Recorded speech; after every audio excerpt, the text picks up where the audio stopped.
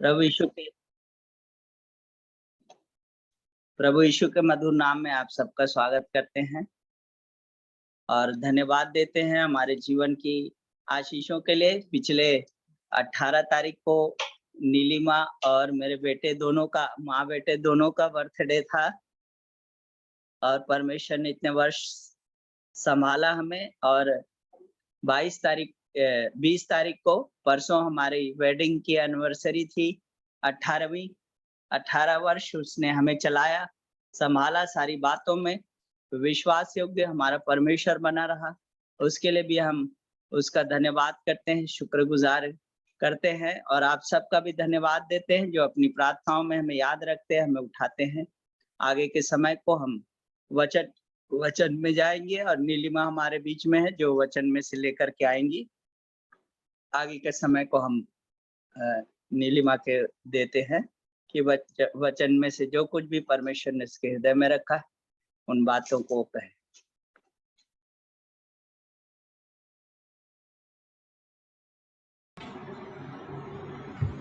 Praise the Lord. प्रभु यीशु मसीह के सामर्थी नाम से मैं आप सबको वेलकम करती हूँ, ग्रीट करती हूँ और मैं विश्वास करती हूँ कि प्रभु ने बीते दिनों में आप सबको एम्पावर किया और तमाम चैलेंजेस, उतार चढ़ाव और रुकावटों के बीच में परमेश्वर ने आपको अपने ग्रेस से, अपने प्रोटेक्शन से आपको सिक्योर किया है।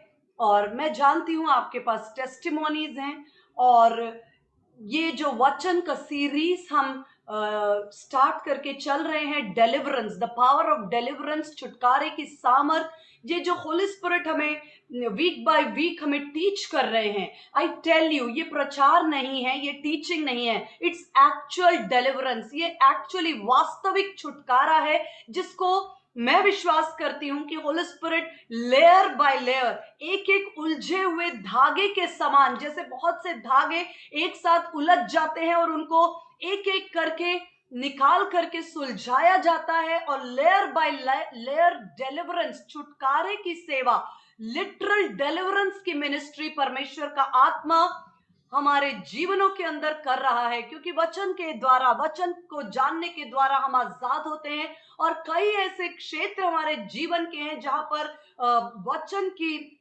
ज्योति न होने की वजह से, जहां पर अंधकार का राज्य था, उन क्षेत्रों को परमेश्वर का आत्मा एनलाइटन कर रहे हैं, ज्योतिर्मय कर रहे हैं और हमें उन क्षेत्रों में सामर्थ के साथ हम इन बातों का अनुभव कर रहे हैं। लेकिन इसके रिजल्ट्स आप डेफिनेटली आने वाले कुछ समय में अपने लाइफ में, अपने सिचुएशंस में, अपने फैमिली में, अपने पर्सनल लाइफ में इनको आप विटनेस करेंगे। ये बात मुझको ये होली स्पिरिट ने इस बात को मुझे कंफर्म किया है, क्योंकि परमेश्वर की सेवा जो है, वचन जो है, वो बिना अपने पर्पस को पूरा किए नहीं लौटता है। और ये एक्चुअल रियल डिलीवरेंस मिनिस्ट्री जो होली स्पिरिट हमारे लाइफ्स में कर रहे हैं और इसके द्वारा वो हमें एम्पावर कर रहे हैं। और आप अंदाज भी नहीं लगा सकते कि कितने प्लान्स के अंदर परमेश्वर, कितने ब्यूटीफुल प्लान्स के अंदर परमेश्वर हमें लेकर चल रहे हैं। लास्ट वीक में जो हमने देखा था, मैं उसका क्विक एक छोटा सा रिकैप लूंगी सो दैट मैं इस बार के वर्ड को उसके साथ कनेक्ट कर सकूं। हमने 2 सीरीज देखे हैं, डिलीवरेंस, छुटकारे की सेवा, और उसके अंदर पिछले वीक के अंदर हमने देखा है, यदि आप नोट कर रहे हैं तो आप जानते हैं, operational system of Satan activities, जो हमने आपको बताया था कि शत्रु के काम करने का तरीका और उसके काम करने का सिस्टम। और उसके अंदर हमने आपको बताया था कि इफिसियों 6:11 के अंदर अगेंस्ट द लिखा है, अपने सारे हथियारों को बांधकर उसकी युक्तियों के विरोध में खड़े हो जाओ। उसकी युक्तियां, वाइल्स, यानी कि वो हमें रैंडमली, जब जैसे जिसकी मर्जी में आकर काम नहीं करता हमारा शत्रु। वो जब जहां मौका आया, जिसके साथ मूड हुआ, जो उसके प्लान में आया, अचानक से नहीं, वो युक्तियों को बनाकर हमारे जीवन में काम करने की कोशिश करता है। 2 कुरिन्थी 2:11 में लिखा है, तुम उसकी युक्तियों से अनजान नहीं। तो ये बात है, वाइल्स, स्कीम्स, गेम प्लान और स्ट्रैटेजी, ये सारे वर्ड्स जो हैं ये उसकी युक्ति, उसकी योजना, उसकी प्लानिंग और इन बातों को दर्शाता है। उसके अंदर हमने आपके साथ डिस्कस किया था कि सेटन फाइट्स, वो हमसे फाइट करता है। प्रकाशित वाक्य 12:7 के अंदर लिखा है। उसके बाद हमने आपको ये सारे रेफरेंसेस के साथ कि कैसे वो डीले यानी देरी को कॉज करता। पौलुस कहता है मैं तुम्हारे पास 2 बार आना चाहता था लेकिन शैतान ने मुझे रोक दिया। वो हमारे ब्रेक थ्रू को, हमारे लाइफ में कई बातों की डीले यानी कि देरी या रुकावट को कॉज करने की कोशिश करता है। पहला थिस्सलुनीके 2:18, वो चोरी करने, घात करने और हत्या करने के कार्य को करता है। यूहन्ना 10:10, चोरी करने के लिए, क्या चोरी करने के लिए आता है वो? परमेश्वर का वचन। मत्ती 13:19 में लिखा, बीज बोने वाला परमेश्वर के राज्य का वचन का बीज बोता है और उसे चुराने वाला आकर चुराता है। चोरी करने, घात करने और नष्ट करने के लिए, वो हमारी शांति को और हमारे विश्वास रूपी जहाज को डुबाने का उद्देश्य रखता है। ये बातें हमने पिछले वीक में देखी। और मैंने ऑपरेशंस के अंदर एक पावरफुल और बहुत इंपॉर्टेंट, मोस्ट प्रोनाउंस्ड स्ट्रैटेजी है डिसेप्शन। इसके विषय में मैं बहुत बार अपने वचन में डायरेक्टली इनडायरेक्टली बात कर चुकी हूं। आज मैं इसके विषय में कुछ बातों को आपके साथ बांटूंगी। पावर ऑफ डिसेप्शन या धोखा या छल या बहकाना या भ्रमित करने के द्वारा, ये उसका एक सबसे बड़ा एजेंडा। यहां तक कि मैं आपको बताऊं, प्रकाशित वाक्य उसके 12:9 में एक जगह वचन में ये लिखा है, वो पुराना सर्प, वो इब्लीस, वो भरमाने वाला, ये सारे नाम एक ही को दिए गए। वो डेविल लिखा है, वो पुराना सर्प, वो पुराना अजगर, वो भरमाने वाला, वो इब्लीस, वो शैतान। ये लिखा है कि वो कुछ समय के लिए बांधा जाएगा और जब उसे खोला जाएगा ताकि वो राष्ट्र राष्ट्र के लोगों को भरमाए। तो भ्रमित करना, धोखा देना, डिसेप्शन, ये उसका सबसे पसंदीदा, फेवरेट और नंबर 1 एजेंडा और स्ट्रैटेजी है। इसके विषय में मैं बात करूंगी कि धोखा या डिसेप्शन क्या है। ये एक सत्य जो परमेश्वर का खरा वचन है उससे अलग ले जाकर सत्य को छुपाकर या सत्य के साथ छेड़खानी करने के द्वारा या सत्य से एक व्यक्ति को अनजान रखने के द्वारा धोखे की तैयारी। इसके लिए मैं एक वचन आपके साथ बांटूंगी। दूसरा कुरिन्थी 11:3, दूसरा कुरिन्थी उसका 11:3 मैं आपके लिए पढ़ती हूं। यहां पौलुस कहते हैं, परंतु मैं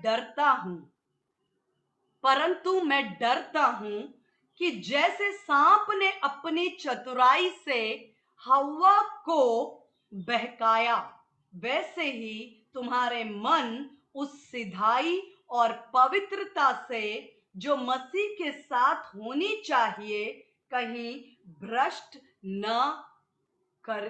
न किए जाएं। ये वचन पौलुस कहता है, मैं डरता हूं कि जैसे सांप ने अपनी चतुराई से, किसको? हव्वा को, अपनी चतुराई से हव्वा को बहकाया, वैसे ही तुम्हारे मन उस सिधाई और पवित्रता से जो मसीह के साथ होनी चाहिए उससे भ्रष्ट न कर दिए जाए। पौलुस इस बात को चेताता है कि मेरी ये पीड़ा है, मुझे इस बात का इनसिक्योरिटी, ये भय है। एक और वचन, पहला तिमोथी उसका 2:14, मैं रिपीट इसलिए करती हूं ताकि अगर हम कोई नोट कर रहे हैं, और करना भी चाहिए क्योंकि ये कोई हम जनरल टाइम पास नहीं कर रहे हैं, हम बहुत गंभीर लाइफ के, जीवन और मृत्यु से संबंधित कुछ बातों को डिस्कस कर रहे हैं। और जितना मैंने आपको बताया टाइम एंड अगेन, मैं जब बात करती हूं किसी भी रीति से तो मैं इन बातों को देखती हूँ लोगों के जीवन में बातचीत के द्वारा कि किस तरह से शत्रु प्रबल रीति से इन हथियारों का उपयोग करके मसीही, विश्वासी, पवित्र आत्मा पाए हुए लोगों तक को भी वो हैरान और परेशान करके रखने की कोशिश करता है, सिर्फ अज्ञानता के कारण। इसलिए ये बहुत गंभीर विषय है। मैं टाइम एंड अगेन रिकमेंड करूंगी कि नोट भी किया जाए और इसको बार बार मेडिटेट भी किया जाए। पहला तिमोथी उसका 2 और उसका 14 वचन मैं आपके लिए पढ़ रही हूं। फर्स्ट तिमोथी 2:14,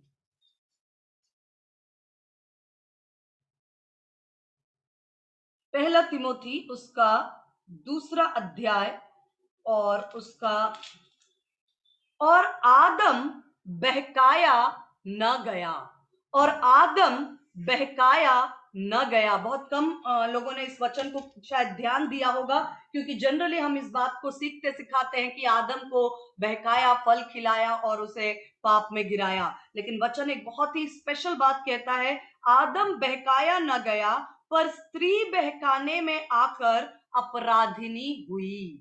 आदम बहकाया न गया पर स्त्री बहकाने में आकर अपराधिनी हुई। इस वचन पर मैं थोड़ी देर बात करना चाहती हूँ। क्यों? क्योंकि बाइबल में एक सिद्धांत है principle of first reference. Principle of first reference का मतलब है किसी भी टॉपिक को पढ़ने और समझने के लिए और उसको अच्छी तरह से उसको प्रकाश पाने के लिए सबसे पहले उस विषय पर बाइबल में कहां बात की गई, वहां से स्टडी शुरू होनी चाहिए। तो सबसे पहला डिसेप्शन या धोखा या भ्रम का शुरुआत आप और मैं अच्छी तरह जानते हैं। उत्पत्ति की पुस्तक उसके 3 अध्याय में इन बातों का सबसे पहला प्रिंसिपल ऑफ फर्स्ट रेफरेंस या पहली बार वहां पर उनका जिक्र किया गया है। उन बातों को मैं आपके साथ, कुछ बातों को बांटूंगी। 2 सवाल आज मैं आपके साथ डिस्कस करना चाहती हूं जो परमेश्वर ने आदम से पूछे। पहला सवाल था, एडम वेयर आर यू? आदम तू कहां है? और दूसरा सवाल था, हु टोल्ड यू? तुझे किसने बताया, तुझे किसने चिताया? ये 2 सवाल हैं जो हमारे लाइफ के लिए बड़ी ब्लेसिंग बनेंगे, मैं विश्वास करती हूं। यदि हम उत्पत्ति की पुस्तक 3 अध्याय में जाते हैं, बहुत सारे रेफरेंसेस नहीं, आप उस चैप्टर को पढ़ेंगे तो आपको सारा कॉन्टेक्स्ट मिलेगा, लेकिन कुछ इंपॉर्टेंट बातें मैं आपके सामने बताना चाहती हूँ। परमेश्वर ने उस कमांडमेंट को, उस आज्ञा को आदम को दिया और आदम ने उसको हवा को सिखाया। फर्स्ट हैंड उसे आदम को दिया गया था। अभी जो बहकाने वाला लिखा है, भरमाने वाला, और 3 अध्याय में लिखा है कि यहोवा परमेश्वर, 3 अध्याय का पहला वचन, यहोवा परमेश्वर ने जितने बनेले पशु बनाए थे उन सब में सर्प धूर्त था। जितने पशु बनाए थे उसमें सर्प धूर्त था और उसने स्त्री से कहा। वहां से डायलॉग शुरू होता है। अभी सवाल यह है कि उसने आदम से क्यों बात नहीं की? परमेश्वर ने आज्ञा किसे दी थी? आदम को। परमेश्वर ने हेड यानी कि मुखिया किसे बनाया था?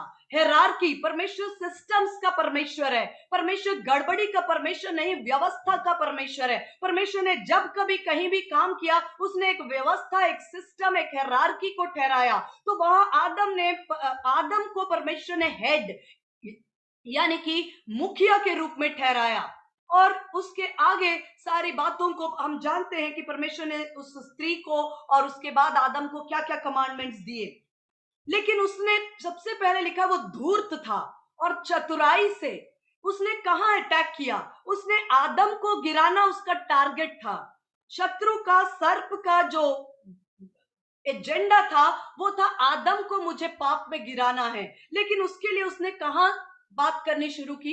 उसने हवा से बात करनी शुरू की। और जब बाइबल कहती है कि उसने आकर बात किया, लेकिन मैं आपको बताऊं, मैं नहीं जानती पर थियोलॉजियंस ऐसा कहते हैं कि ये एक दिन का डायलॉग नहीं है, एक दिन का डायलॉग या एक बार की बातचीत नहीं है, क्योंकि बाइबल एक समराइज्ड फॉर्म में लिखा गया है। हर एक बातों को संक्षिप्त में लिखा गया है। लेकिन ऐसा मानना है थियोलॉजियंस का कि एक बार नहीं, वो बार बार आता था, बार बार स्त्री से बात करता था। ये ऐसा नहीं है, ये ऐसा नहीं है। आप भी देखिए, कभी भी कोई नॉर्मली आप देखिए कहीं भी गर्ल्स हैं, बॉयज हैं, उनको कोई प्रपोज करना है तो एक बार में आकर के कि यस आपसे मुझे मैरिज करना है, और ऐसा नहीं होता है।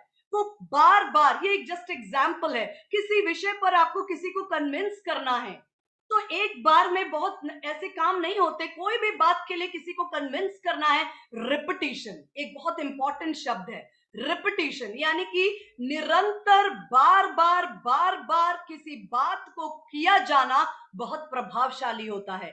चाहे वो परमेश्वर के वचन का रिपीटिशन हो, चाहे वो शत्रु का प्लान हो, रिपीटिशन या लगातार किसी बात को करना बहुत प्रभाव होता है, क्योंकि वो सोच और विचार को, आप क्या सोचते हैं? एडवर्टाइजमेंट इंडस्ट्री ये इसी फंक्शन, इसी केंद्र बिंदु पर काम करता है। आप टेलीविजन पर बार बार एड देखते हैं, स्विगी, जोमैटो, या आप एड देखते हैं कि आप ये क्रीम लगाइए, आपका कलर ऐसा हो जाएगा, ये लगाइए, आपके हेयर्स ऐसे हो जाएंगे, एनीथिंग। इन दिनों आप जानते हैं, तो उसको क्या होता है, एक बार ऐड नहीं होता, बार बार बार बार। एक बार में आप नाम सुनते हैं, दूसरी बार में आप उसकी क्वालिटी सुनते हैं, क्योंकि हम बहुत गौर से नहीं सुनते।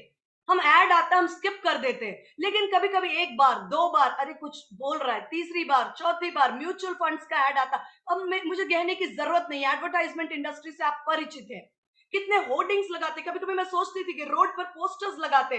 अभी मैं देख रही थी एक जगह पर, बहुत मेन एरिया पे, तनिष्क जो ज्वेलरी है उनके पोस्टर्स लगे, एक दो नहीं, बहुत मेन एरिया पे, एक दो 10 एक होर्डिंग्स उन्होंने परचेस किए हैं। तो मैं सोच रही थी कि इतने कॉस्टली होर्डिंग्स उन्होंने, क्या व्यक्ति काफी दूर तक ट्रैवल करता है, वो एक ही होर्डिंग को बार बार बार बार बार बार बार बार उसके दिमाग में वो बातें छप जाती हैं। ये पावर ऑफ रिपीटिशन है, इसी का इस्तेमाल एनिमी ने किया।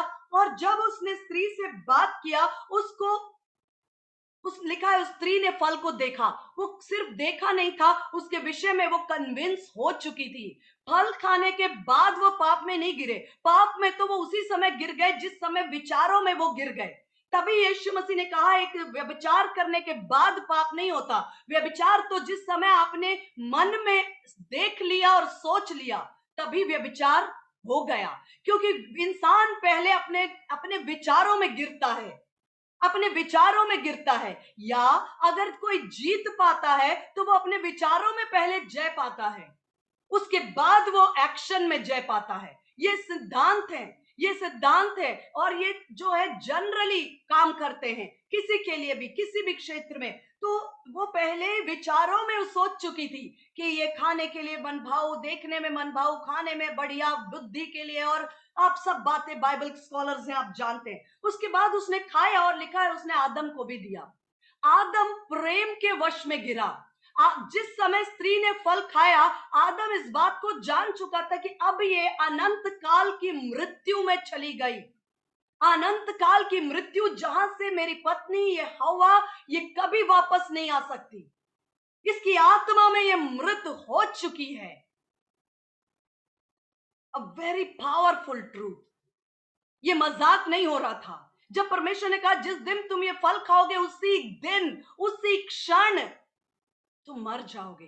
वो 930 वर्ष शरीर में जिंदा थे, लेकिन आत्मा में उसी क्षण वो मर चुके थे। यहां कोई मजाक नहीं हो रहा था, कोई मूवी नहीं थी, कोई ड्रामा नहीं था जिसको रीटेक किया जा सकता था, या बदला जा सकता था, या जिसको परिवर्तित किया जा सकता था।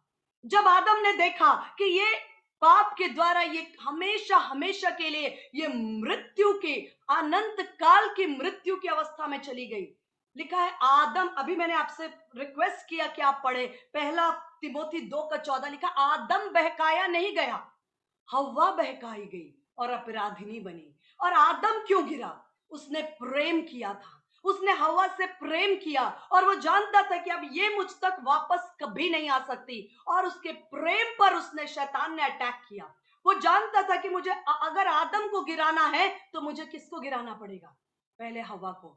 इस स्त्री को यदि मैं गिराने में सफल हो गया तो आदम अपने आप, लिखा है आदम ने वो फल खाया, और उसके बाद वो दोनों हमेशा हमेशा की मृत्यु, इटर्नल डेथ, अनंत काल की मृत्यु के वश में चले गए।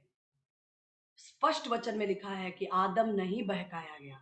आदम जब वो फल खा रहा था, वो जानता था कि वो अपने कदम किस ओर बढ़ा रहा है, लेकिन वो प्रेम करता था, इसलिए उसने मृत्यु को सहा। वही बात दूसरा Adam, second Adam, last Adam, आप जानते हैं वो यीशु मसीह है। लास्ट एडम यीशु मसीह। यीशु मसीह पाप नहीं किया, उसने विचारों से, अपने वचन से, अपने एक्शन से वो पवित्र था। लेकिन कलीसिया के लिए उसने अपने प्राणों को दे दिया। उसने अपने प्राणों को प्रेम के कारण, यीशु मसीह ने कलीसिया को प्रेम किया, मुझको प्रेम किया, नीलिमा को प्रेम किया। इसलिए यीशु मसीह ने अपने प्राणों को प्रेम के कारण मेरे लिए कुर्बान किया। यीशु मसीह कहते कोई मेरे प्राण मुझसे ले नहीं सकता, लेकिन मैं उसे कुर्बान करता हूं। जब आदम और हवा ने इस दशा में से होकर गुजरे, उसके बाद जब वो छुप गए, उसके बाद आप जानते हैं उनके जो सोलिश रलम में वो जागृत हुए, वो जिस महिमा से, और परमेश्वर ने उनसे पूछा, आदम तू कहां है? Where art thou? Adam where art thou? Adam तू कहां है? तू कहां है? ये कई बार हम सोचते हैं कि आदम उस गार्डन में मिलने के लिए परमेश्वर के साथ रोज वेट करते थे और वहां वो नहीं मिला। ऐसा सोचना सही है, ठीक है, लेकिन इसका एक स्पिरिचुअल इम्प्लीकेशन बहुत स्ट्रांग है। क्योंकि जब परमेश्वर ने आदम से कहा, कि जब परमेश्वर ने आदम को आज्ञा दी, उसके बाद उसे कहा तुम फलो फूलो पृथ्वी पर भर जाओ। पाप करने से पहले जब परमेश्वर ने उत्पत्ति, मैं समझती हूँ 1:28, उत्पत्ति 1:28 में परमेश्वर ने कहा, आशीष दी, परमेश्वर ने उनको आशीष दी, उनसे कहा फूलो फलो पृथ्वी में भर जाओ और उसको अपने वश में कर लो, समुद्र की मछली, आकाश के पक्षी और पृथ्वी पर रेंगने वाले सब जंतुओं पर अधिकार रखो। ये ब्लेसिंग परमेश्वर ने आदम को दे रखी थी पहले से। फूलो फलो पृथ्वी पर भर जाओ, पृथ्वी का अधिकार ले लो, आकाश के पक्षी, समुद्र के जंतु, पृथ्वी के जंतु अधिकार ले लो। और उनसे कहा छोटे बड़े सारे पेड़ सब कुछ तेरे अधिकार में। डोमिनियन, अधिकार के क्षेत्र में, आत्मिक जगत में एक पद, एक प्रतिष्ठा, एक डोमिनियन, एक स्थान, एक सिंहासन आत्मिक जगत में परमेश्वर ने आदम को दे रखा था, जिस आत्मिक पोजीशन पे बैठकर वो इस पृथ्वी पर राज कर सकता था।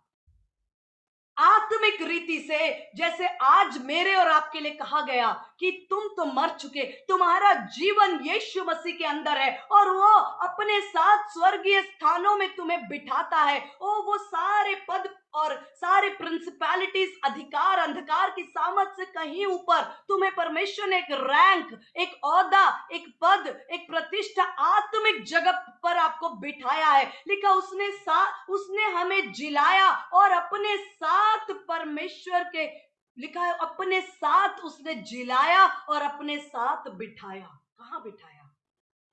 ये मैंने हमेशा से, मैं जब से डे 1 से जब हम इस जूम मीटिंग के अंदर जुड़ रहे हैं, इस बात को टाइम एंड अगेन मैं बोल रही हूं कि ये दिखने वाला भौतिक जगत सिर्फ दिखता है, लेकिन इसका जन्म आत्मिक जगत से होकर आता है। आत्मिक जगत दिखता नहीं है, लेकिन वो उतना ही सच है, रियल है, पावरफुल है, और इस पृथ्वी पर इस आत्मिक जगत के द्वारा ही ये भौतिक घटनाएं चलती हैं।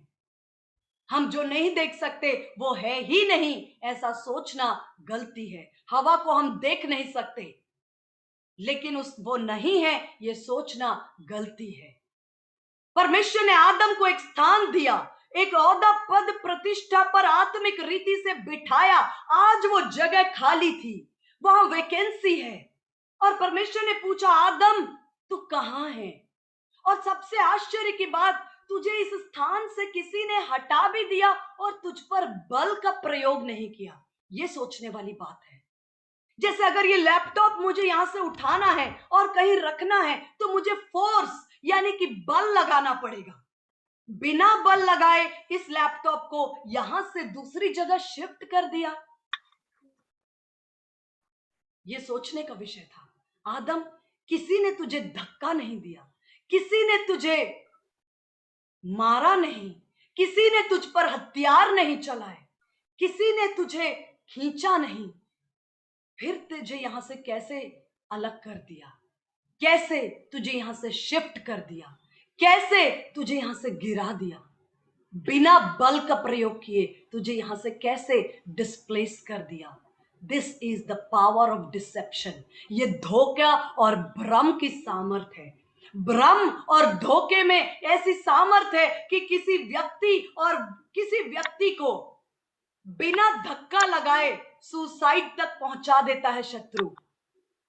बिना धक्का लगाए सिर्फ उसके विचारों में भ्रम पैदा करता है कि तेरा जीवन व्यर्थ है, मरने से तेरे जीवन में सारी बातों में एक सॉल्यूशन, एक प्रबंध आ जाएगा, और बोलते बोलते बोलते बिना धक्का लगाए वो व्यक्ति अपने आप जाकर पहाड़ से या कोई भी दूसरे तरीके से अपने जीवन का अंत करता है।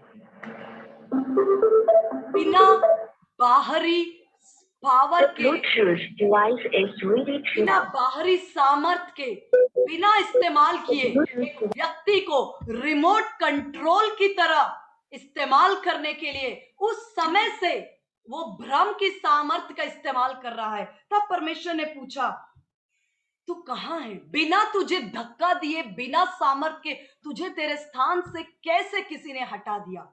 और सबसे बड़ी बात यह है कि उसने, फिर हम जानते हैं कि किस तरह से आदम ने परमेश्वर को बात किया और क्या कुछ हुआ। मैं उन विषय पर नहीं जा रही। यहां बात यह है कि एक बार नहीं, बार बार शत्रु उनके कानों में बात करता है, हमारे और आपके कानों में बात करता है। शत्रु आदम के पास कब आया? तब आया जब उसे पता चल गया कि आदम को परमेश्वर ने एक कुंजी, एक अधिकार, एक प्रोफेसी, एक अभिषेक, एक वचन दिया है। जिस समय परमेश्वर का वचन आपके सिर पर, आपके जीवन पर, आपके परिवार पर, परमेश्वर की प्रोफेसी, परमेश्वर का वचन, परमेश्वर की प्लान, परमेश्वर का विजन आ चुका है, उस दिन से वो इस बात की तलाश में रहता है कि मैं कैसे इसे, इसके रैंक से, इसके स्थान से, इसके विश्वास से इसे पलट दूं। कैसे बात करता है शैतान? कैसे वो बात करता है? कैसे बात करता है? सिर्फ ऑडिबल वॉइस से नहीं, सिर्फ आवाज से नहीं, शब्दों से लोगों का इस्तेमाल करता है। लोगों का इस्तेमाल करता है हमारे विचारों को प्रभावित करने के लिए।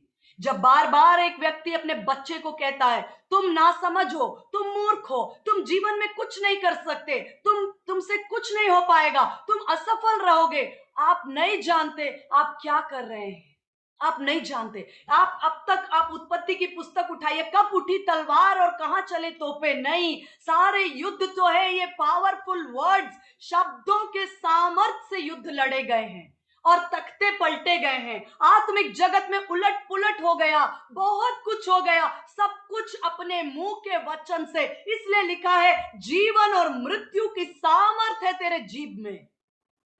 जीवन और मृत्यु की सामर्थ है जीभ में।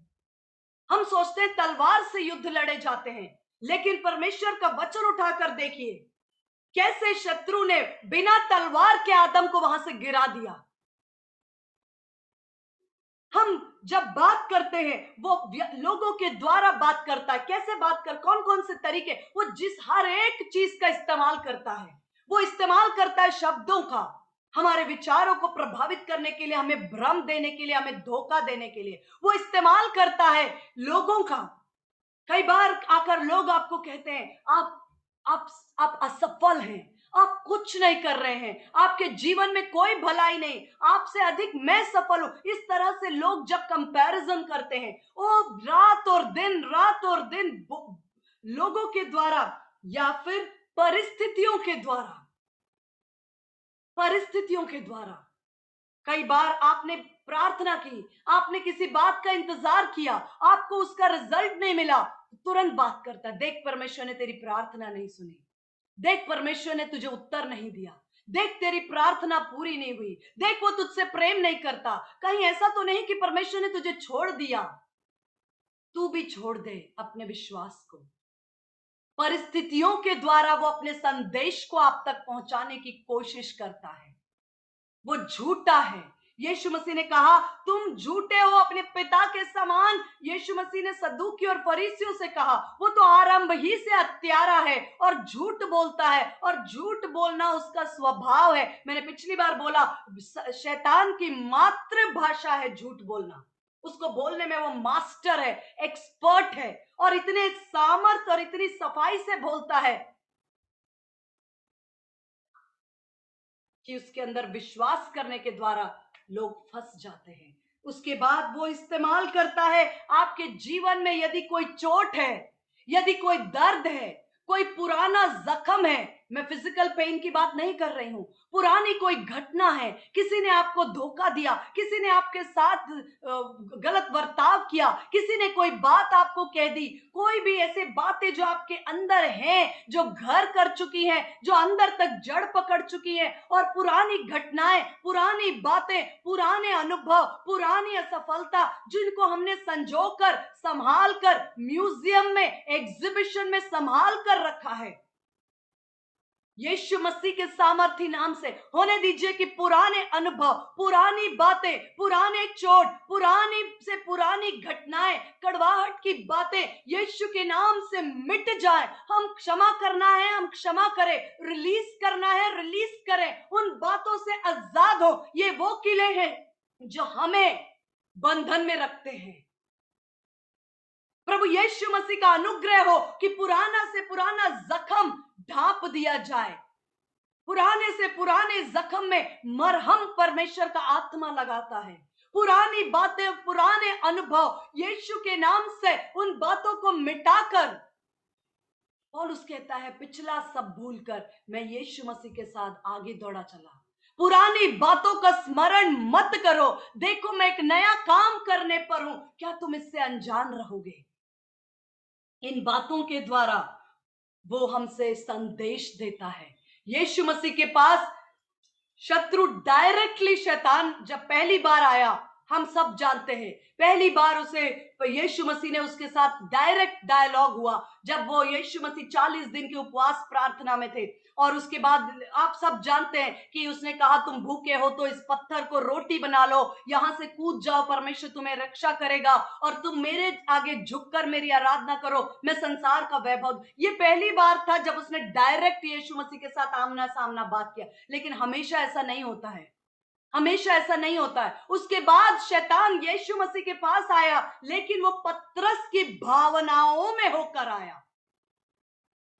यदि आप ये सोच रहे हैं कि वो हर समय आपके साथ एक दुष्टात्मा के, आपके सामने एक दुष्टात्मा के रूप में आकर आपके साथ युद्ध करेगा, आप गलत सोचते हैं। हमेशा नहीं, हाँ कभी हो सकता है, कभी वो दुष्टात्मा के रूप में, कभी आपको किसी तरह से वो आकर आपसे डायरेक्ट हो सकता है, आपका एनकाउंटर हो जाता हो, लेकिन हमेशा नहीं।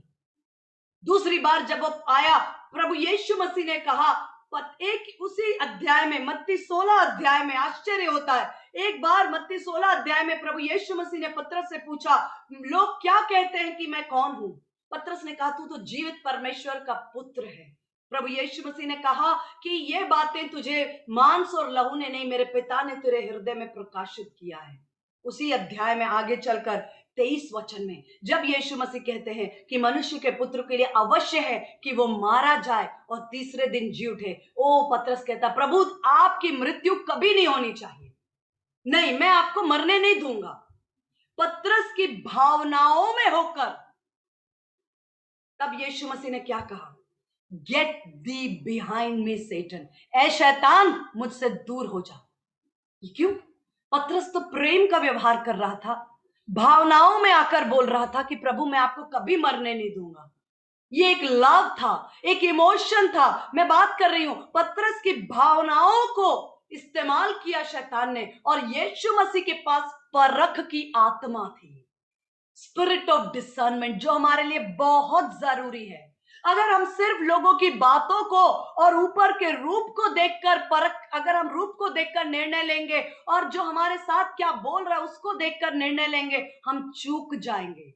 यीशु मसीह को स्पिरिट ऑफ डिसर्नमेंट, परख की आत्मा में उसने कहा, गेट दी बिहाइंड मी सेटन, ऐ शैतान मुझसे दूर हो। क्योंकि पतरस ये तू नहीं बोल रहा है, ये तू नहीं बोल रहा है, ये एंटी क्राइस्ट है, ये एंटी क्राइस्ट है जो परमेश्वर के एजेंडा को ब्लॉक करने के लिए, मेरे मन के विचारों को भरमाने के लिए जो आया है, ये तू नहीं है पतरस, ये तेरे अंदर से कोई और बोल रहा है। यीशु मसीह ने पहचान लिया। उसके बाद मैं समझती हूँ यूहन्ना उसके 13 अध्याय में लिखा है कि यहूदा के अंदर शैतान प्रवेश कर गया।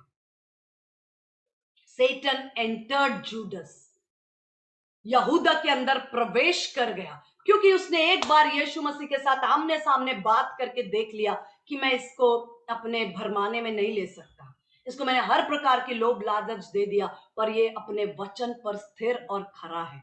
तब उसने भावनाओं का इस्तेमाल, तब उसने यहूदा के अंदर प्रवेश करके अलग अलग ढंग से वो किसी भी बात का इस्तेमाल करने के द्वारा उसका एकमात्र एजेंडा है भ्रमित करना, परमेश्वर का जो प्लान आपके जीवन में है उसको भ्रष्ट करना। पौलुस कहता है, मैं डरता हूं कि जिस तरह हव्वा उस चतुराई के कारण जो शैतान ने किया बहकाई गई, कहीं तुम्हें मसीह के साथ सिधाई और पवित्रता से कोई भ्रष्ट न कर दे। अपने हृदय की, अपने मन की, अपने विचारों की रक्षा करें। इसके बाद सब कुछ वो आपको उस अधिकार के क्षेत्र से हटाने के लिए जो कुछ इस्तेमाल कर सकता है सब इस्तेमाल करता है। आपको एक बात बताऊं, उस जगह पर सर्प, वो शैतान भी था, आदम और हव्वा भी थे, लिखा है सब थे वहां, लेकिन वो पावरलेस था, उसकी कोई सामर्थ नहीं थी, वो कुछ नहीं कर पाया। कब तक? जब तक आदम और हव्वा ने उसके साथ कोऑपरेट या उसके साथ न दिया। जिस दिन हम शैतान के साथ कोऑपरेट करते हैं, वो हमारे मन में विचार डालता है, तेरे जीवन में कोई भलाई नहीं, तू कभी आशीषित नहीं हो सकती। और जब वो ये विचार डालता है और मैं उसके साथ विश्वास में आकर उस विचार को एक्सेप्ट करती हूं, तभी मैं उसे सामर्थ देती हूं। आदम और हव्वा के साथ वो रहता था उसी अदन की वाटिका में, वो ऐसे ऐसे उनको टच नहीं कर सकता था, छू नहीं सकता था, वो छू नहीं पाया, कुछ नहीं कर पाया। वो जिस दिन उन्होंने अपनी स्वेच्छा से उसकी बातों पर यकीन करके उसकी बातों को मानने का निर्णय लिया, तब तक वो जीरो था, पावरलेस था। आज भी वो मेरे जीवन में तभी कार्यरत होता है जब मैं बात करती हूं दूसरे प्रश्न की, ये भी मेरे इसी कंटेक्स्ट में जुड़ा है, हु टोल्ड यू। जब परमेश्वर ने आदम से पूछा तू कहां है, उसने कहा ये स्त्री जो तूने मुझे दी है, इसने मुझे ये फल दिया, और so on and so forth. Adam ने कहा सबसे पहले कि मैं डर गया। तो परमेश्वर ने पूछा हु टोल्ड यू, किसने तुझसे कहा? हु टोल्ड यू, किसने तुझसे कहा? क्योंकि परमेश्वर को मालूम था कि कोई तो है जो इनको भरमाता है। और सवाल यही है कि किसने आपसे कह दिया कि आप कभी भी कंसीव नहीं कर सकते? हु टोल्ड यू कि आप कभी चंगे नहीं हो सकते? हु टोल्ड यू कि आपकी संतान कभी भलाई के मार्गों पर नहीं चलेगी? आज वो बिगड़े हैं, लेकिन किसने कह दिया कि वो सदा बिगड़े रहेंगे? हु टोल्ड यू कि आपका बिजनेस कभी नहीं उठेगा? किसने आपसे कह दिया कि आपके कर्ज कभी खत्म नहीं होंगे? किसने आपसे कह दिया कि आप आत्मिक उन्नति नहीं करेंगे? किसने आपसे कह दिया कि आप कभी आशीषित नहीं होंगे? किसने आपसे कह दिया कि आपका परिवार फिर कभी ब्लेस नहीं हो सकता? हु टोल्ड यू, किसने बताया? किसने बताया और क्यों आपने विश्वास किया? किसने आपसे कह दिया कि आपके लिए ये बातें कभी संभव नहीं, तुम अपने जॉब में कभी उन्नति नहीं कर सकते, तुम्हारा पति कभी नहीं सुधर सकता, तुम्हारी पत्नी कभी नहीं सुधर सकती? किसने कह दिया कि तुम्हारे बच्चे नहीं सुधर सकते? किसने कह दिया? बाइबल गवाह है। बुरी से बुरी हालत के लोग, आज मैं पिछले कई दिनों से सोच रही थी मरियम मगदलिनी के विषय में, जिसके अंदर से एक नहीं, दो नहीं, 7 दुष्टात्मा। लूका रचित सुसमाचार, अभी समय नहीं, आप सिर्फ नोट करेंगे, लूका रचित सुसमाचार 8 वचन में लिखा है, 8 के 2 में, लूका रचित सुसमाचार 8 के 2 में मरियम मगदलिनी के अंदर से 8 दुष्टात्माओं को निकाला यीशु मसीह, 7 दुष्टात्माओं को, सॉरी 7 दुष्टात्माओं को निकाला। उसके बाद वो प्रभु के साथ खड़ी हो गई सेवा में। 7, एक दुष्टात्मा, 2, 3, कितने भी दुष्टात्मा हो, उस गैडरीन्स नाम के स्थान पर एक मनुष्य के अंदर एक पूरी सेना थी दुष्टात्माओं की। पूछा तू कौन है? कहा हम लीजियन, हम सेना हैं। 2000 सुअरों के अंदर यीशु मसीह ने उनको भेज दिया। उतने दुष्ट आत्माओं से भरा हुआ व्यक्ति जब वो यीशु मसीह के वचन और आज्ञा से छुटकारा पाता है, लिखा है वो 10 राज्यों में, डेकापोलिस यानी कि 10 शहरों में सुसमाचार या यीशु मसीह के वचन की गवाही देता है। कौन कहता है कि आपकी दशा इतनी खराब है कि सुधर नहीं सकती? वो झूठ बोलता है। Who told you? इतनी दुर्दशा में पड़ा हुआ व्यक्ति भी, इतने दुष्टात्माओं को अपने अंदर समाने के बाद, अपने शरीर को नुकसान करने के बाद भी, जिस दिन यीशु मसीह उसके जीवन में आया वो छुटकारा पाया। और जब छुटकारा पाया वही व्यक्ति 10 नगरों में सुसमाचार को लेकर गया। डेकापोलिस। मरियम मगदलिनी 7 दुष्ट आत्माओं से आजाद हुई, सेवा में खड़ी हो गई। किसने कह दिया राख में से भी वो सुंदरता को उत्पन्न करने के लिए सामर्थ्य है? किसने कह दिया कि यह परिस्थिति इतनी बिगड़ गई कि अब नहीं सुधर सकती? वो झूठ बोलता है, वो झूठ बोलता है। किसने कह दिया कि इसकी शराब की आदत इतनी पुरानी है कि ये कभी नहीं छोड़ सकता? वो झूठ बोलता है। किसने कह दिया? Who told you? मैं आपको बताऊं, जब तक कि हम उसके झूठ पर विश्वास ना करें, उसका झूठ झूठ रहता है। हमें लगता है कई बार विश्वास सुनने से, और सुनना मसीह के वचन से, ये वचन है, मैं इसका आधा भाग लूं, विश्वास सुनने से आता है। कोई भी विश्वास। हम बार बार बार बार क्या सुनते हैं? कई बार एक बुरा स्वप्न कोई देखता है। कई बार ऐसे बातों को हम सुनते, देखते, अनुभव करते, बातचीत में, काउंसलिंग के दौरान सामने आती हैं। एक एक्सीडेंट के विषय में किसी ने स्वप्न में देखा। अब स्वप्न देखने के बाद वो सिर्फ एक प्रोफेटिक इंप्लीकेशन है, मतलब वो वेट कर रहा है, वो स्वप्न, कि ये एक्सीडेंट होगा या नहीं होगा ये हम तय करेंगे।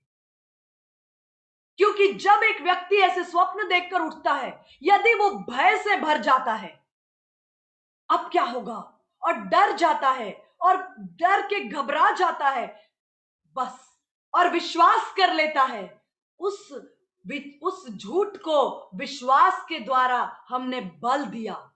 लेकिन यदि कोई उस स्वप्न को देखने के बाद कहता है मेरी दाहिनी ओर 1000, ओ मेरे एक और 1000 गिरे, कोई विपत्ति मेरे डेरे के निकट नहीं आ सकती, मेरी आत्मा में यह वचन है जो मेरी सुरक्षा है। परमेश्वर का वचन कहता है वो दूतों को मेरे निमित्त आज्ञा देता है कि वो मेरे पैरों को ठोकर लगने से रक्षा करते हैं। परमेश्वर मेरे चारों ओर आग की शहरपनाह है। जैसे यरूशलेम के चारों ओर पहाड़ियां हैं, वैसे परमेश्वर मेरे और मेरे परिवार के चारों ओर अब से लेकर सदा तक बना रहेगा। मेरी सहायता कहां से आती है? वो यहोवा की ओर से आती, जिसने आकाश और पृथ्वी को बनाया। वो मेरे आने और जाने में अब से लेकर सदा सर्वदा तक मेरी रक्षा करता रहेगा। ये वचन है।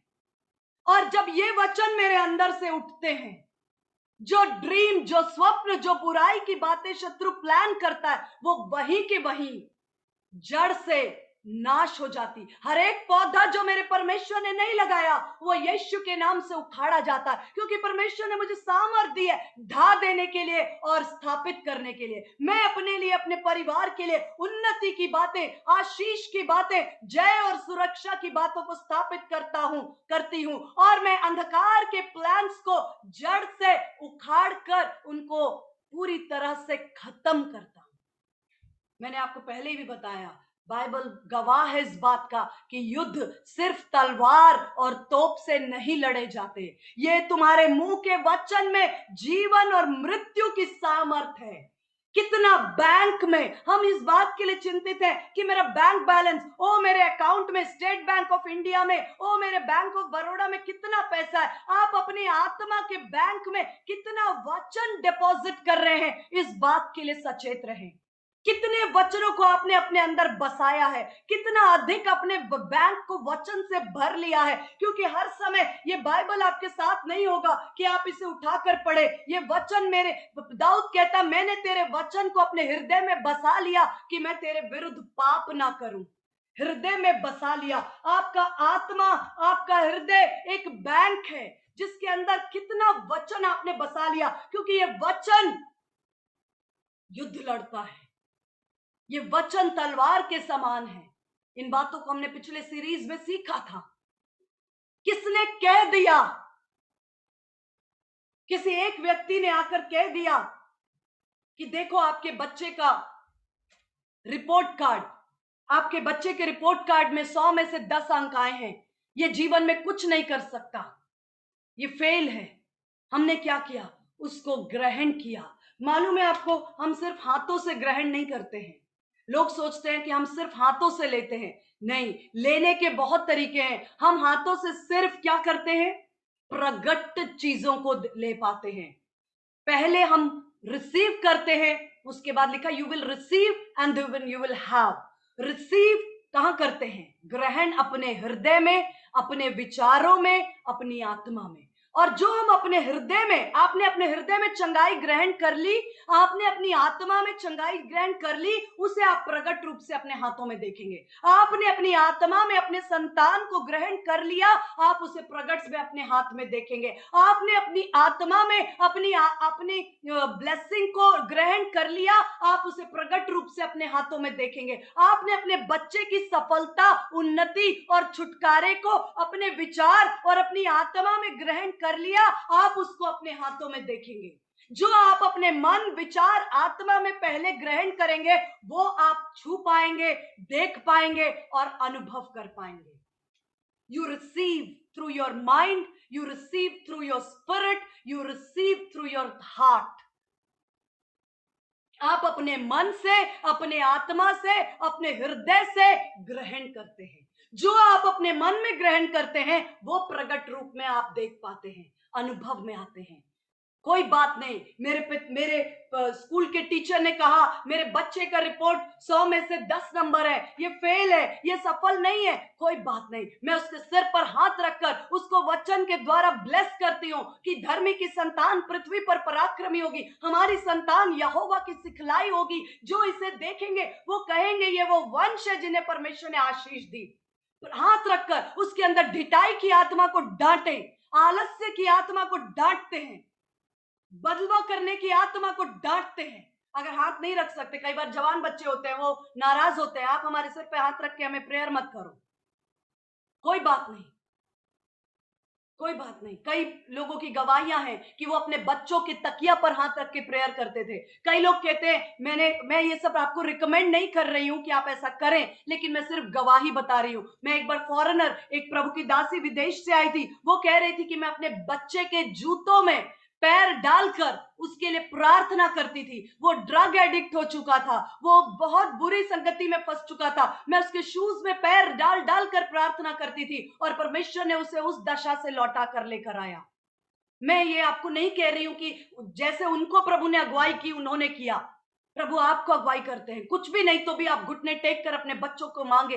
हर एक बलवा करने की आत्मा, नशे की आत्मा, झूठ बोलने की आत्मा, हर एक प्रकार की ढिठाई की बातें, बंधन तोड़ते हैं यीशु के नाम से। परमेश्वर का भय समाने पर, माता पिता का आज्ञाकारी बनने पर, ओ प्रभु पढ़ाई लिखाई न करने के लिए, या जो भी उसके अंदर स्किल है। हर बच्चा पढ़ाई नहीं करता, लेकिन कोई संगीतकार होता है, कोई स्पोर्ट्स में आगे बढ़ता है, कोई चित्रकार होता है। जो गुण परमेश्वर ने उसको दिए हैं, उन गुणों में उसे प्रेरित करे, आगे बढ़ाएं। किसने कह दिया कि असंभव है? किसने कह दिया कि ये नहीं हो सकता? Who told you? जब हम उसके विचारों के साथ अपने विश्वास को मिलाते हैं, शत्रु हमारे कान में बोलता है और हम उसके, तू कभी ठीक नहीं हो सकती, तू कभी, फाइनेंशियली तुम्हारा कर्ज इतना बड़ा है कि कभी खत्म नहीं होगा। और हम विश्वास करते हैं, हाँ मेरा कर्ज इतना बड़ा है कि शायद कभी खत्म नहीं होगा, हाँ मेरी परिस्थिति शायद कभी ठीक नहीं हो सकती, कौन मेरी सहायता करेगा, कोई मेरा मददगार नहीं। जब हम अपने विचारों से उसके झूठ पर अपने विचारों का विश्वास उसमें मिलाते हैं, तब उसे सामर्थ मिलती है और वो कर पाता है जो वो चाहता है। अंधकार के काम, मृत्यु की बातें, दुष्टता, भ्रष्टता और सारी कामों को, कुकर्मों को। लेकिन जिस समय आप उठ खड़े होते हैं, मैं हमेशा कहती हूं, एक व्यक्ति काफी है एक परिवार के लिए। जब आप उठ खड़े होते हैं एक याजक के समान वचन के द्वारा उस झूठ को रिजेक्ट करते हैं, मन में स्थान नहीं देते, भय की आत्मा को अवसर न दें। आता है, मैं नहीं कहती, जब हम कुछ बुरा सुनते हैं हमारे अंदर भय आता है, लेकिन किसी वस्तु का आना ये नहीं है कि हम उसे बसा लें अपने मन में, उसे पकड़ लें, उसको थाम लें। नहीं, रिजेक्ट करें। भय की आत्मा, मैं तुझे रिजेक्ट करती हूं। भय की आत्मा, मैं तुझे रिजेक्ट करती हूं। परमेश्वर ने मुझे भय का नहीं, सामर्थ, संयम और प्रेम का आत्मा दिया है।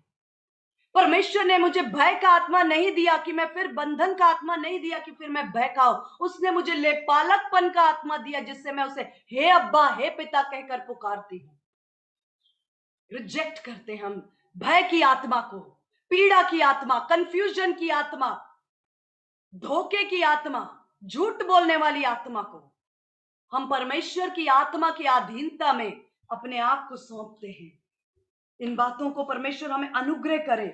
जब कभी परमेश्वर ने आपको कोई वचन या वायदा दिया है, तो वो जैसे ही आदम को परमेश्वर ने ब्लेसिंग दी, वो पहुंच गया।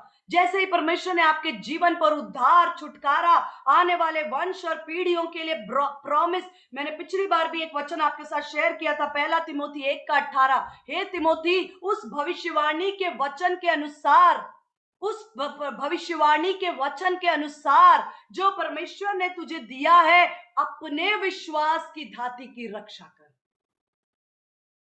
मैं आपसे कहना चाहती हूं, मैं आपसे कहना चाहती हूं, ज्योति के लिए, मैं आपसे कहना चाहती हूँ, क्षमा के लिए, मैं जो कहना चाहती हूँ, जो भी नैना है हमारे साथ, रिया है, जो भी है, उस भविष्यवाणी के वचन के अनुसार, सिस्टर दीप्ति के लिए, बिंदु के लिए, सिस्टर बिंदु के लिए, उस भविष्यवाणी के वचन के अनुसार जो परमेश्वर ने आपको दिया है, अपने विश्वास की रक्षा करें। अगर आपके पास परमेश्वर की प्रोफेसी है, अगर आपके पास परमेश्वर के भविष्यवाणी का वचन आपके सिर पर है, आपके भविष्य के लिए प्लान है, पर्पस है, वो तुरंत आपके पास आएगा।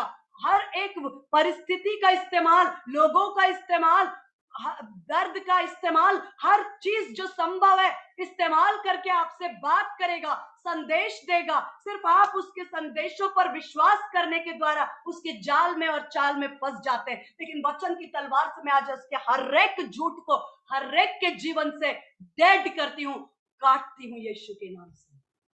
मेरा समय मुझे अनुमति नहीं देता है। अपने हृदय की रक्षा करें, अपने आंखों की रक्षा करें, अपने कानों की रक्षा करें। क्या सुनते हैं आप? मैं आपको बताऊं, इसलिए लिखा है कि भजन संहिता 1 में कि आपके चारों ओर किस प्रकार के लोग हैं, किस प्रकार के लोग हैं, वो आपके ऊपर बहुत प्रभाव डालेंगे। यदि आपके चारों ओर विश्वास करने वाले योद्धा हैं, वो आपके दिल, दिमाग, सोच, विचार पर प्रभाव डालेंगे। यदि आपके चारों ओर नेगेटिव, निराश, हताश, हर समय रोने वाले, कुड़कुड़ाने वाले और हर समय नेगेटिव सोचने वाले लोग हैं, वो भी आपके ऊपर प्रभाव डालेंगे। अपने हृदय की, लिखा है गार्ड योर हार्ट, अपने हृदय की रक्षा कर।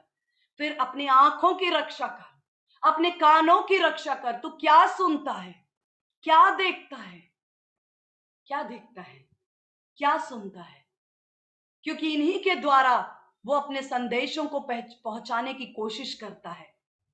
आप अपने परमेश्वर ने आपको जो प्रॉमिस दी है, यदि परमेश्वर ने आपको प्रॉमिस दिया है कि आप अपने आने वाली नस्ल में परमेश्वर की सेवा के लिए झंडे गाड़ेंगे, उस थाम कर रखिए, थाम कर रखिए परमेश्वर के वचन को। और मैं एक बात बताऊं, ये लड़ाई रोज की है, ये रोज की है। जब यूसुफ को पोतीफर की पत्नी ने बहकाया, वो एक दिन की बात नहीं थी। वचन को आप खोलकर पढ़ेंगे, उसमें लिखा है वो फ्रीक्वेंटली, वो आती रहती थी यूसुफ के पास, 1 बार, 2 बार, 3 बार आती रहती थी। She kept coming, she kept coming, she kept coming frequently. ये रोज की लड़ाई है।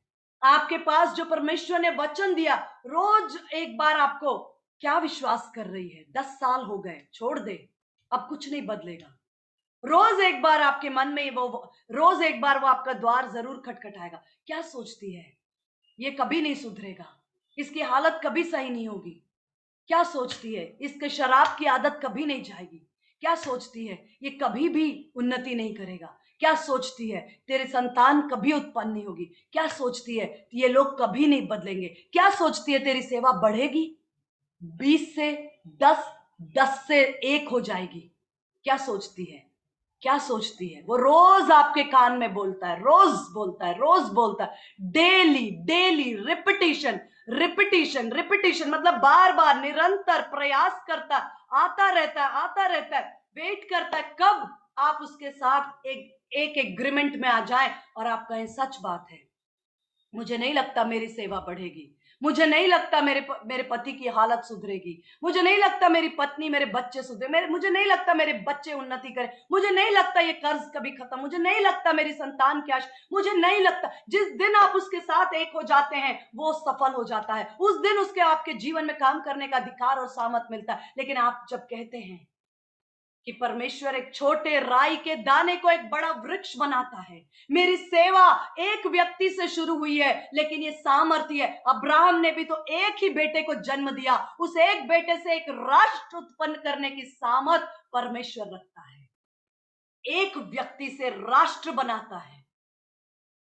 यीशु मसीह ने सिर्फ 12 चेलों को ट्रेन किया, आज हम सब हजारों लाखों में यीशु मसीह के पीछे चल रहे हैं। वो 12 लोग, 12 से 3000, 3000 से बढ़ते बढ़ते, आप क्या सोचते हैं? आप क्या सोचते हैं? परमेश्वर के वचन को थामे रहें, परमेश्वर की प्रोफेसी को अपने ऊपर। आप, मैं चाहती हूं एक क्षण के लिए आप अपने हाथों को अपने सिर पर रखें। हालेलुया। मैं इस समय आपसे रिक्वेस्ट करूंगी, आप अपने हाथों को अपने सिर पर रखकर ओ हालेलुया अपने ऊपर बोले हालेलुया कि जो वायदा, जो वचन, जो प्रोफेसी, जो अभिषेक मेरे परमेश्वर ने जो मेरे जीवन के लिए, मेरे परिवार, मेरे बच्चों के लिए दिया है, वो हाँ है, आमीन है, वो स्थिर है, वो सफल है, वो कभी ना मिटेगी। जो वायदे उसने मुझे दिए हैं वो वायदे मेरे जीवन में निश्चित रूप से पूरे होंगे, निश्चित रूप से करुणा और भलाई जीवन भर मेरे साथ रहेगी। मेरे सिर पर वो अभिषेक करता है, मेरा कटोरा उमड़ रहा है। ओ हालेलुया। ओ मेरी संतान जयवंत और फलवंत है, उनका भविष्य उज्जवल है। हालेलुया। ओ मेरा घराना संपन्न है, धन्य है हम आने और जाने में। हमारे बास्केट, हमारे स्टोर हाउस, हमारे धन संपत्ति, हमारे खेत, हमारे खलिहान, हमारे हाथ के काम धन्य है। अपने ऊपर प्रोफेसी करें, अपने ऊपर उस वचन को बोले जो परमेश्वर ने आपको बोला है, उसको रिपीट करें, अपने ऊपर एस्टैब्लिश करें। मैं और मेरा घराना उद्धार पाते हैं, चंगाई मेरा अधिकार है, संतान की आशीष परमेश्वर मेरे हाथों में आ चुकी है, मेरी आंखें देखेंगी। अपने ऊपर प्रोफेसाई करें उन बातों को। भूल गए आप, बहुत कुछ परमेश्वर ने आपको दिया है, याद करें, याद करें उन भविष्यवाणी के वचनों को, याद करें उन ब्लेसिंग्स को, याद करें उन प्रोफेसीज को, याद करें उन बातों को, वचनों को जो परमेश्वर ने आपको, आपकी संतान को, अपने परिवार को दिया है, उनको अपने ऊपर बोले इस समय। यही पूरा होगा और कुछ नहीं। शैतान तू झूठा है, तू झूठ का पिता है, तू हारा हुआ है, तू हारा हुआ है। तेरे झूठ को मैं विश्वास नहीं करती। परमेश्वर का वचन सत्य है, ताया हुआ है, स्थिर है। वो मनुष्य नहीं कि झूठ बोले। परमेश्वर सच्चा है और वो सच्चा है और वही उसकी योजनाएं मेरे जीवन में पूरी हो चुकी हैं। मैं धन्यवाद करती। एक छोटी प्रार्थना के साथ हम कंक्लूड करते हैं। आइए हम अपनी आंखों को बंद करेंगे।